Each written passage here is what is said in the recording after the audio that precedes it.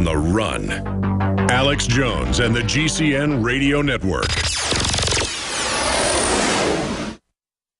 In the last 50 years, iodine has been phased out of our staple foods and replaced with the halogen bromine, a practice now banned in nations around the world.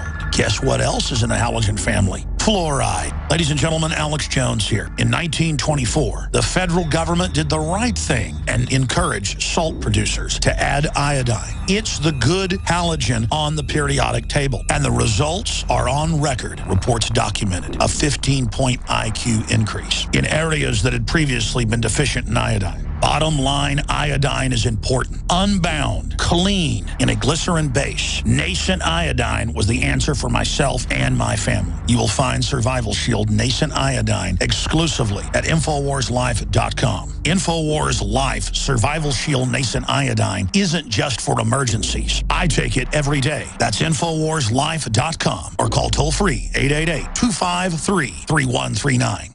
Why does the United States spend the largest percentage of GDP in the world on healthcare? Why do we have the highest cancer rates on the planet, the highest rates of diabetes, autism, and every other major disease? It all comes down to one thing. We are what we eat. Our food is devoid of nutrition and processed with poisons and additives. Our water is filled with toxic poisons and big pharma runoff. All of this has been engineered by design. We can turn the tide against the eugenicist by giving ourselves the nutrients our body desperately needs. To learn more, visit InfoWarsHealth.com. The site is literally packed with audio and video featuring top health professionals who don't bow down to big pharma. The fight against the New World Order starts with you, and you can't stand against the machine if you're sick, tired, and obese when you visit InfoWarsHealth.com. Be sure and check out the catalog with nearly 400 life-changing products and get free shipping when you sign up for AutoShip.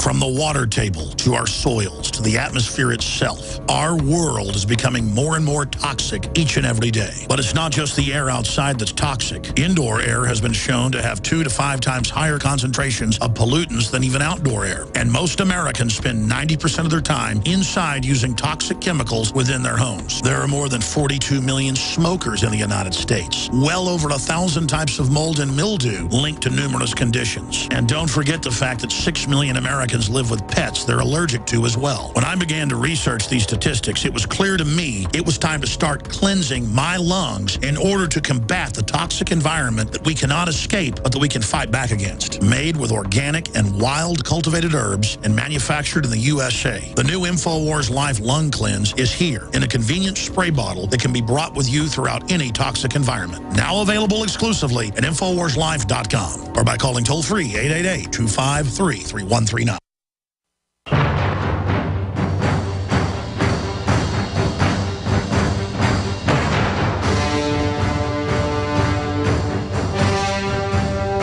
Crashing through the lies and disinformation.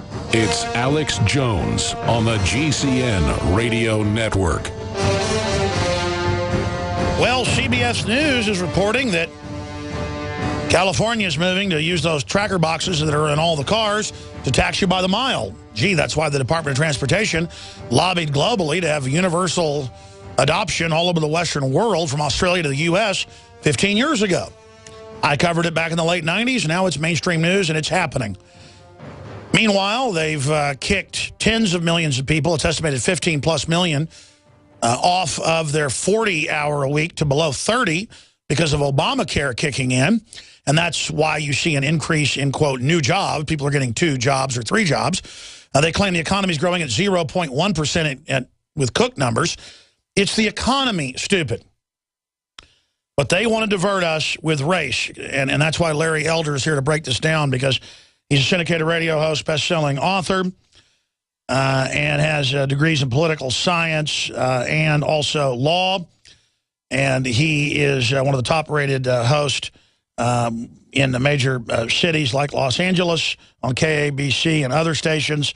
And it's always great to get him on the broadcast with us. You know, I forget the exact Martin Luther King quote.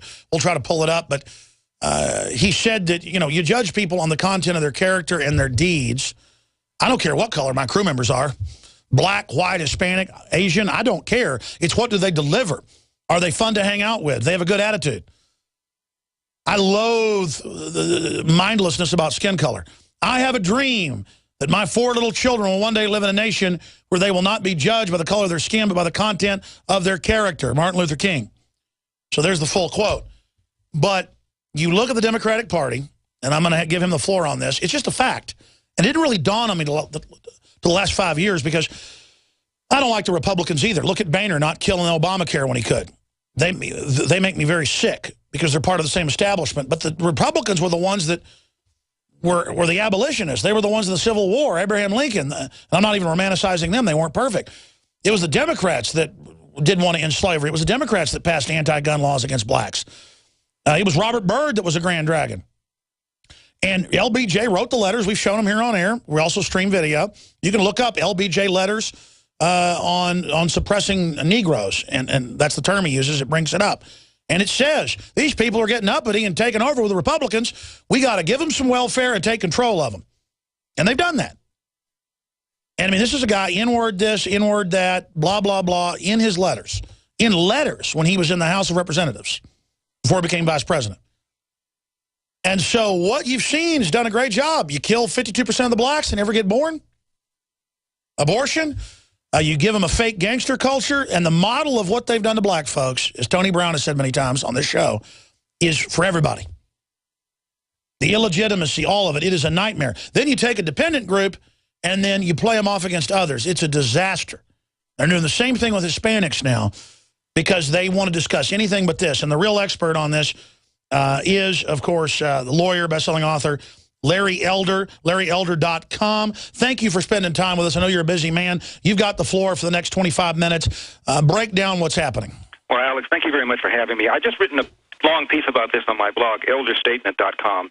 Here's what's going on. Did I just sleep through 2008, or did we not elect the first black president of the United States with more white votes than John Kerry got? Did I just sleep through this, or even though he's having the worst economic recovery we've ever had, even though he jammed a new entitlement program down our throats that remains unpopular, did he not get reelected? So when you look at race and racism in this country, I always tell my listeners, Alex, to understand the Elvis factor. Around 10% of the American people believe Elvis Presley is still alive. 8% believe, no kidding, if you send him a letter, he will get it. Fewer than 1 or 2% of Republicans, fewer than 1 or 2% of Democrats, Alex, say that they would refuse to vote for a qualified male or female who was black. Only a handful of idiots say, no matter who he or she is, I'll never in a million years vote for a black person. There are more people who believe Elvis is still alive than who refuse to vote for a black person for president. So please stop trolling for an individual who doesn't like a black person, a person who says something intemperate, somebody who says something that you deem to be racially insensitive, and therefore this is a referendum on race and racism in America. For crying out loud, we have a black person on the Supreme Court. We have the CEO of McDonald's is a black guy. We've had the CEO of Merrill Lynch, a black guy. American Express, I can go on and on. If black people were a separate country, Alex, we'd be the 15th or 16th wealthiest country in the world. A left-wing sociologist who works at Harvard named Orlando Patterson said, despite America's problems, black people are more prosperous, more educated than any black persons in all of America, have more rights than all of countries in the world, including all of those in Africa. So let's stop the crap. The real problem facing America is a large number of families that are raising children without fathers. It is far and away the #1 social problem in America. Back in 1965, Daniel Patrick Moynihan writes this book called The Negro Family, A Case for National Action. He's called a bigot. He's called a racist. I studied the book when I was a freshman in college, and most of these white kids were calling him a bigot. And I said, look, I'm raised in the inner city. I think he's onto something. I got called an Uncle Tom. To this day, that's what I'm called. Because for the last 50 years, what we've done is we subsidize bad choices. We've enabled women to marry the government. We've allowed men to abandon their financial and moral responsibility. And this is not something that's just affecting the black community, it's affecting the brown community and the white community as well. And Obama said there's a direct relationship between not having a father and all sorts of social ills. He said, I didn't say this, a kid raised without a father is 5 times more likely to be poor, 9 times more likely to drop out of school, 20 times more likely to be in prison. So what are we talking about here? We're talking about Donald Sterling's mistress taping him and trying to catch him in the... Well, it sounds like LBJ knew what he was doing. Pretty evil. And LBJ, as you know, said, according to Ron Kessler, who wrote a book called Inside the White House, because of my support for the Civil Rights Act, because of my support for the war on poverty, I'll have these N-words voting for me for the next 200 years. That's right. And so here we have destabilized the black family, yet, like lemmings, 95% or so of black people pull that lever for the Democratic Party. Why? Because the Democratic Party has convinced them that the other side is racist and has somehow whitewashed, pardon the expression, the history of the Republican Party, which is a history of pro-civil rights, while the Democratic Party has been a history of repression and segregation. However, most kids are blooming, have no blooming idea of what's going on because of the way our kids are educated and indoctrinated by our media, by Hollywood, and by academia. And then enters this potbelly, nobody, who cares, Donald Sterling. Now we're all supposed to make this the #1 issue in America when people everywhere are going bankrupt. I know you talk about that. Right. I read your column. Break that down. And before that, we were talking about Cliven Bundy, somebody never heard of until two weeks ago. And before that, we were talking about Paul Ryan, who was talking about urban poverty and said it in such a way that he got called racist, so then he's apologizing for that. And so what they do is divert attention from this lousy economic recovery. This is the worst recovery by some standards we've ever had, and by any measure since the Second World War. We should be rocking and rolling at twice what we're doing right now. We're not. And rather than talk about that, it's far more convenient for the left, for Obama, for the White House to divert our attention into talking about nonsense like Donald Sterling and like Trayvon Martin. They're really good at that, because they have no economic record. They can't talk about growth. Let's talk about global warming. Let's talk about climate change. Let's talk about income inequality. Let's talk about anything other than our failure to stimulate this economy for the last 6 years. It's incredible. Let me ask you this question, then I want to get into all the stories you're working on right now. How long can the Democrats get away with this? I guess only as long as the Republican leadership keeps playing ball with them for status quo. But, I mean, everybody I know is so sick of the race card and how it's overplayed. And if you don't like Mexican food, you're racist now. And just everything is racism. You can't use the word bossy or you're anti-woman. They're just inventing this. And then we learn Al Sharpton's reportedly was a cocaine trafficker, informant for the FBI. I mean, it's just how long can this craziness go on? Yeah, Alex, there's something wrong where a guy like Donald Sterling, who has admittedly a dicey record, but on whom the NBA has never had anything until this tape. There's something wrong when a guy like that loses his team. But a guy like Al Sharpton, who falsely accused a man of raping a black woman, who was right involved in the Crown Heights affair that some Jewish leaders called the most serious pogrom in the history of the American people, who once referred to Jews as diamond merchants, once refers to whites as interlopers, who's millions of dollars light in income taxes, state taxes, and failure to pay payroll taxes. There's something wrong when Donald Sterling loses his team, but Al Sharpton has an hourly show on MSNBC. There's something fundamentally wrong with America when that's going on. And your question, when are we going to have enough? When this stuff stops working. As long as 95% of black people pull that lever for the Democratic Party and are oblivious to what's happening with our schools, with what's happening with respect to the integrity of our families, we're still going to have this, because Democrats believe or understand that this is where their power is.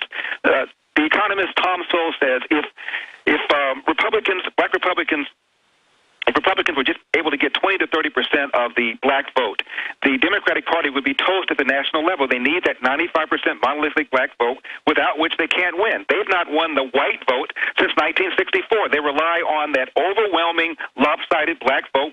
They can only get that by maligning the other side, by calling the other side racist, by calling them sexist, by calling them homophobes. You're not just people with different points of view. You are evil, bad people. And the Democratic Party has been masterful in convincing the American people of that narrative.